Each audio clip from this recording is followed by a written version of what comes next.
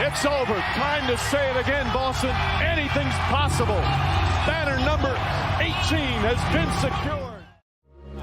Brown goes inside. Oh, what a slam from Jaylen Brown. Oh, Pritchard banks in the three at the buzzer. Great in and out dribble. Oh, he set off the smoke detector.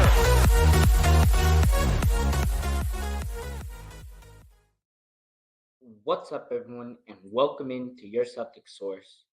Breaking news this morning that Jaylen Brown underwent surgery on his right knee, right, the knee that had been bothering him for pretty much the second half of the season, right, and into the playoffs.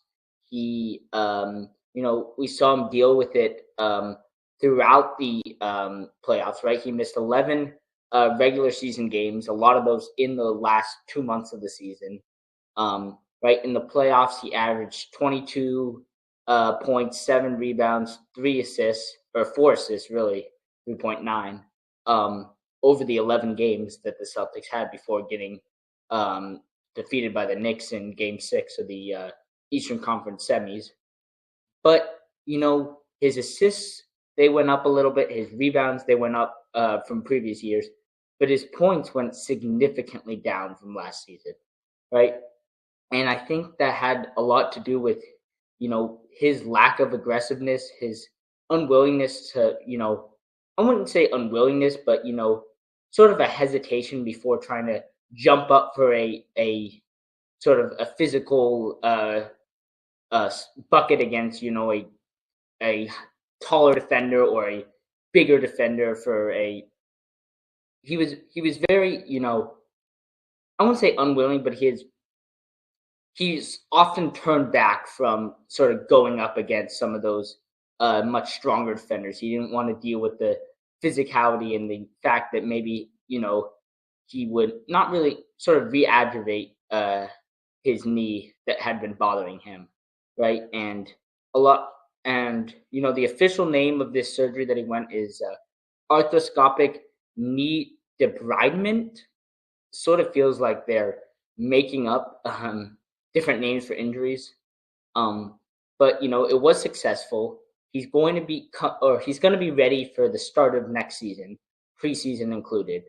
But there's always the risk, especially with a knee injury, that how could this affect both his trade value and his, on the field production or on the court production, right?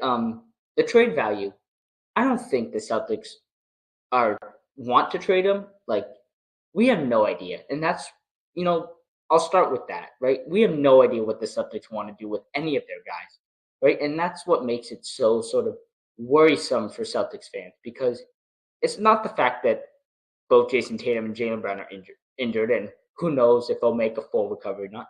It's the fact that we don't know whether they're going to make a full recovery, and we don't know what this team's going to look like next year, and we have no idea what the owners are going to do. There's so many things on the table that, it's not the fact that we know something's going to happen and we're sort of preparing for the worst. It's more like this: it could look better next season, and it could look worse. It could look the same. We have no idea. The team's not going to be the same. We're sure of that almost.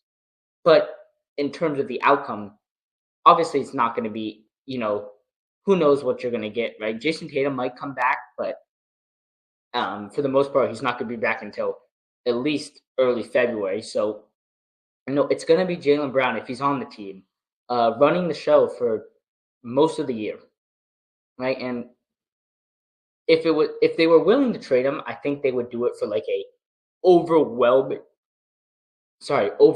offer. And now with this injury, I don't know if you're going to get those overwhelming offers. You're still going to get great offers because there are a lot of teams that want a win now player like Jaylen Brown, who plays both ends of the floor, who can be your sort of 1A, 1B guy if you already have a star on the team and get you over the hump. So I know there's a lot of teams that would want Jaylen Brown, but with this slight injury, I think the Celtics are not willing to give him up for just a good deal for him. I think it needs to be overwhelmingly favorite for, maybe a first round pick and more, maybe two first round picks, maybe this year's second overall pick, right? I don't know if first round picks are going to do it because, the Celtics have picked late first round and the last couple of years and haven't gotten much. We'll see what happens with Baylor Scheierman. I think this will be a big year for Baylor Scheierman to develop. But, as for that, that's the trade side of it.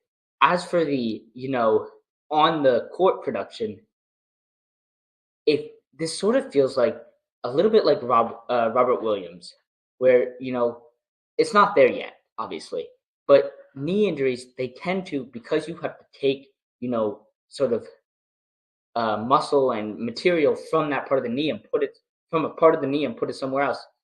These injuries start to sort of pop up more and more, and it sort of gets worse, right? We're seeing that with Joel Embiid, right? He had one original injury, and now, more and more knee injuries keep popping up as that knee gets weaker and weaker. And that's what I worry about with Jaylen Brown, because, he'll be fine, I think, for next season. But I think down the road, especially if the Celtics keep him long term, right, these knee injuries are going to continue to pop up. I feel like they could. We don't know that.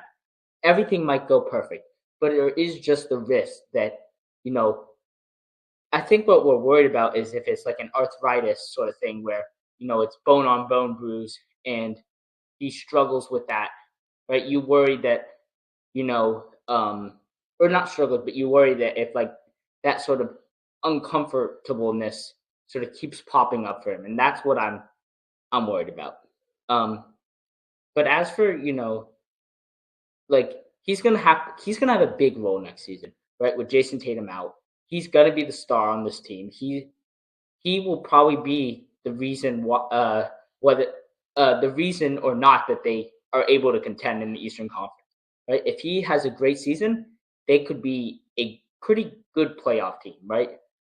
4 or 5 in seeding, right? If he has a not so great playoff run season, and he's bogged down by these injuries, not only does that hurt his trade value, but it also means that you sort of wasted a year that you could have, or I guess if he doesn't have a great year and it's because of injuries, that's bad news because his trade value will almost certainly disappear completely. If he doesn't have a great year and it's just him playing and it's not due to the injuries, maybe that's a reason. Maybe you get a good draft pick that year. And I don't think the Celtics are going to start off tanking. I don't think you tank this year, right? We've talked about this before. You start off by trying to win, and then the season derails to that. Sort of very much like how the 76ers season went this year. But I don't think that's going to happen, right? I think who knows what they're going to do this summer. Obviously, they have news came out this morning that Jrue Holiday, they're trying to trade him for at least a first round pick and more. But a first round pick has to be on the sort of in the offer. So I think Jrue Holiday, we all knew that. I think he's the first to go. Kristaps Porzingis, they might extend him. I don't like that so much. I really think that he also risk injury risk, but I don't know how much you're going to get for him. He hasn't played in a while. He has to show that he is able to play, especially this summer in EuroLeague. I think that'll be huge for him to demonstrate that he can stay on the court. And the Celtics, they don't have to get below the luxury tax until January when the year sort of resets. So I think there might be an in-season trade for him. That could certainly be possible. But yeah, I'm going to wrap it up here. Obviously, we'll be live tonight for a pregame show at 8 and then postgame show right after the game. So stay tuned for that. We will have a Celtics podcast episode going more in depth into this injury, Kristaps Porzingis extension, Jrue Holiday trade, all of that tomorrow. And until next time, go Celtics. It's over. Time to say it again, Boston. Anything's possible. Banner number 18 has been secured.